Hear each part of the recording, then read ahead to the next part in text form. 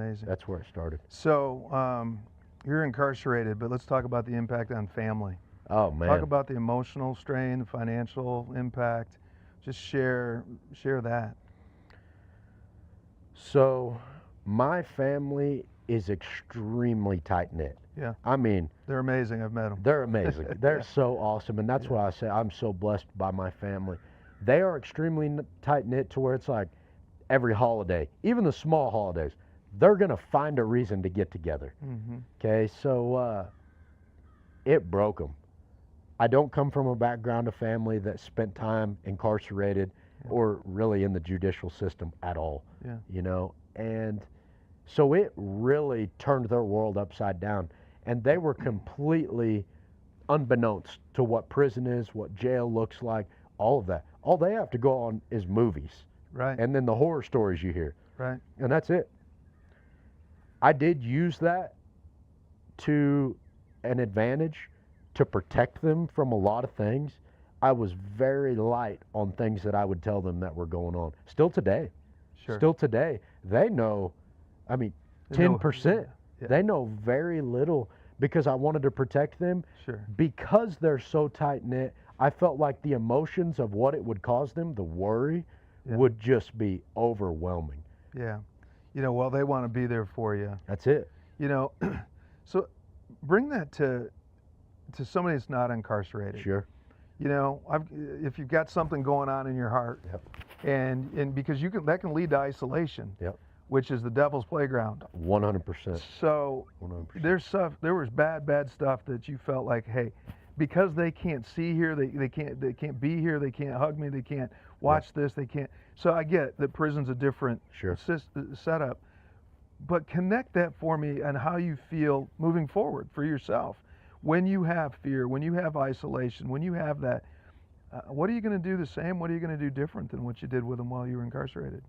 The first thing is that when I'm struggling today, I'm going to speak it. I may speak it to a stranger, Scott. Yeah. I've become so open to those things that I would never was before. And the reason is I can go speak it to that tree over there. Mm-hmm. It does Get it not out. get it out. Now before, remember, there was an ego identity. There was a pride identity. So I didn't Yeah. want you or anyone else to think that I had something going on with me. I wanted you to think that I had it all together. And what that did was worked against me, because now I'm telling lies. Now I'm telling you that, oh, everything's hunky-dory. And I was hurting, man. Yeah, I bet. was struggling. And so what I've realized over that time is getting that ego out of the way, getting that pride out of the way. I can get that out. I can get that out. And that is a sense of freedom in itself, because now I'm not performing for you. Now it's not a performance. Now it's not an act. Now it's just me.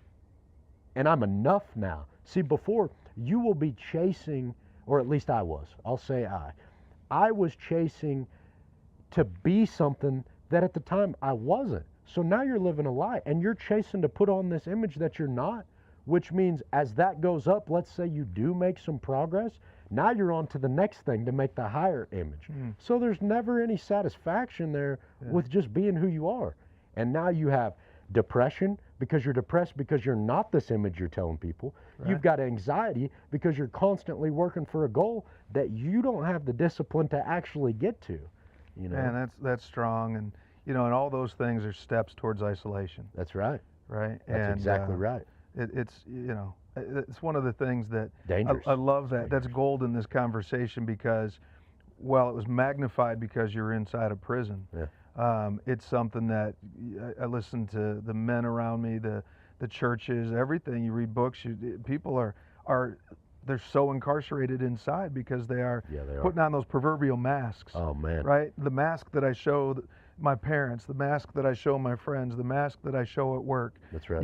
But it's a mask. That's right. And it's scary, and it's a lonely place to go. And I'm hoping that that what we're learning inside of prison, that we can bring some of those lessons out. Absolutely. Because what's inside of prison, people can see. You did something, you made a mistake, whatever. It puts you in prison. Sure. But out here, it's almost an invisible prison, and it is. And I'd argue it's a lot more dangerous. It is. So, you ended up in prison for a reason that, quite honestly, many of us could. Sure. Right? Just had a couple of beers, and Yep. and you know, that led to an accident that That's right. a buddy of yours was killed. Yep. Right? And Yep. and man, almost anybody could end up in prison from drinking, and you know, maybe not even being drunk. But the fact of the matter is, that's the legal part that Yep. says That's somebody it. died. You had something to drink, whether you were legally drunk or not, isn't even the point. Yep, that's But right. I know you probably really struggled with that, because that was tough, and you really didn't feel like you had been, right? But that's a Yeah. common thing. Yep. But then I know in our previous conversations, you own that. 100%. And you're like, I need to go pay this. A friend of mine lost his life.